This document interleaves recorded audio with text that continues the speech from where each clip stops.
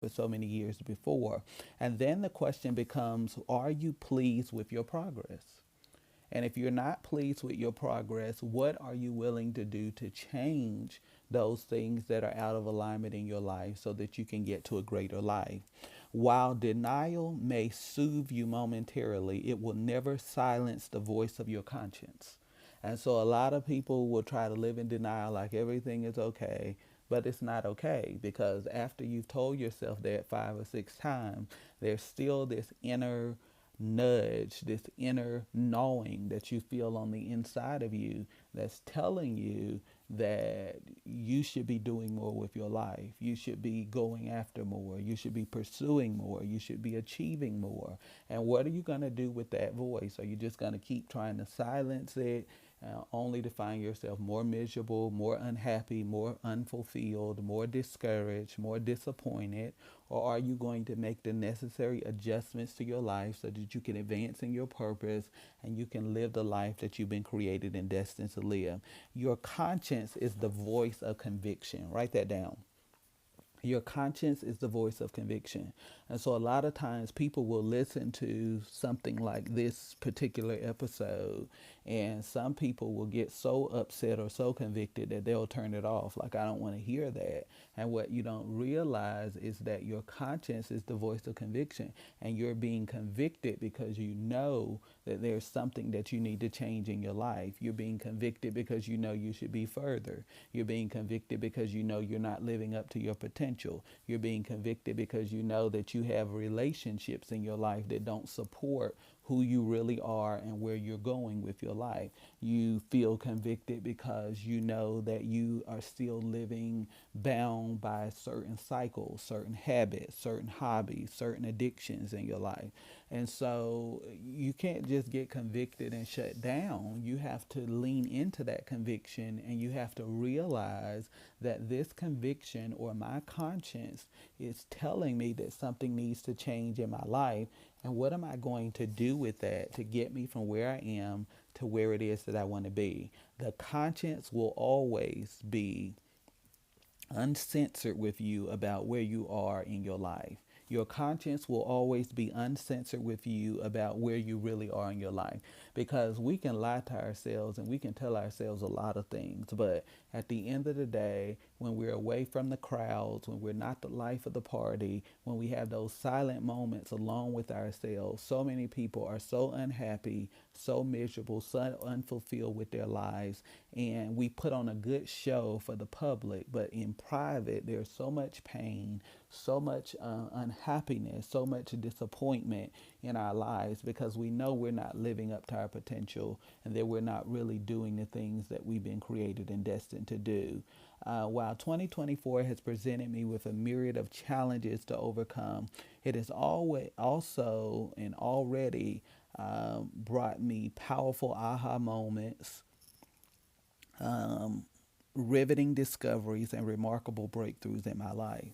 And so every year has its challenges, every year has its obstacles, every year has its opposition. But at the same time, you should be growing, you should be developing, you should be maturing, you should be becoming the greatest expression of who you were created to be. You should be rising to the level of your potential. Your capacity should be expanding, and you should be becoming the person that you were created and destined to be. Honestly, I've learned more about myself and life in the last 6 months than I have at any other time in my life.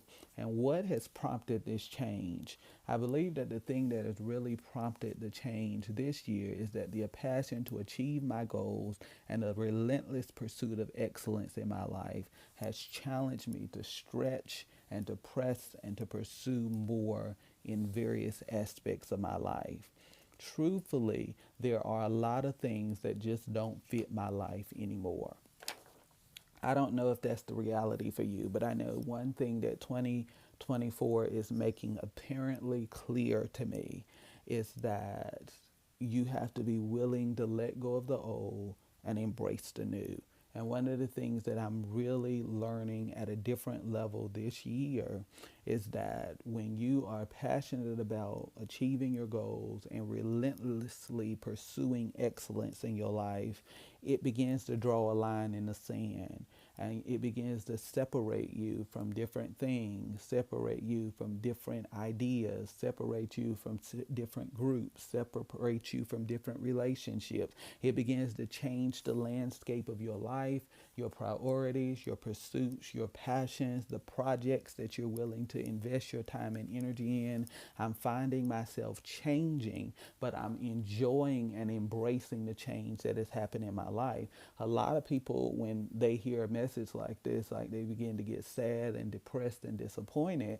But for me, it's not sad or disappointing at all, because I realize that every time I upgrade my life, something unnecessary has to be removed. Write that down. Every time I upgrade my life, something unnecessary has to be removed. And so a lot of relationships don't make it through the upgrade. A lot of ideologies don't make it through the upgrade. A lot of certain disciplines or habits that worked in one season don't make it in the upgrade. A lot of things that I gave attention to, or things that I set as intentions, are no longer important. Priorities change.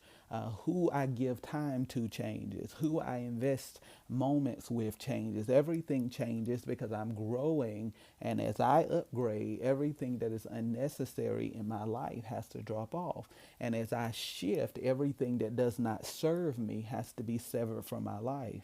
And so a lot of times we're crying, but you're getting what you asked for. You said you wanted to go to the next level. You said you wanted to be stretched. You said you wanted to be a person of excellence. Well, when all of these things begin to happen and things begin to shed and drop off from your life, this is not the time for you to cry and say, woe is me, and to tell your sad story. This is the opportunity for you to rise to the occasion and to be the person that I know you've been created and destined to be. More importantly, I am done trying to accommodate things and people that do not fit into this new season in my life. Let's talk about this for a moment. I talk to so many people, and they say to me all the time, and I know, you know, the voice of a person that really wants to change their lives from the voice of a person that is not serious about changing their lives. And 98% of the time, people don't really want to change their lives. They just want to waste your time talking about how they want to change their lives. And I say that because they keep accommodating people that don't belong in this season of their life. And how do you know they don't belong in this season of the life? You can tell by the language. You can tell by the disposition. You can tell by the attitude. You can tell by the pursuits, the priorities. Where is this person investing their time?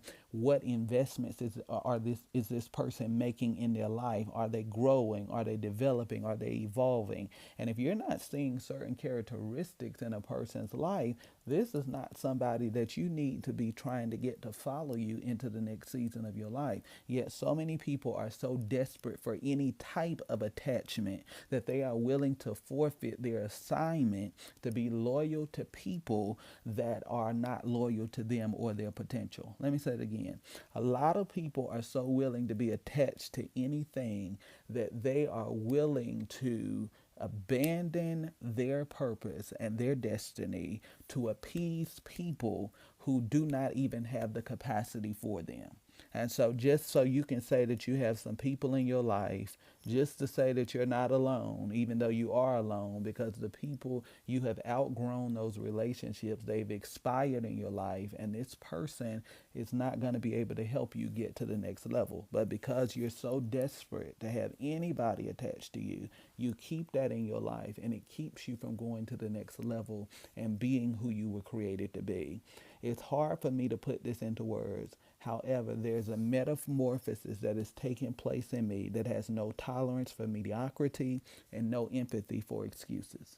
And anybody that knows me already knows that my tolerance for any form of foolishness or buffoonery is already low, but it's getting even lower. Why? Because my pursuit of excellence, my pursuit of the greatest expression of who God created me to be is becoming so laser focused that anything that interferes with that becomes an enemy to my destiny and my future.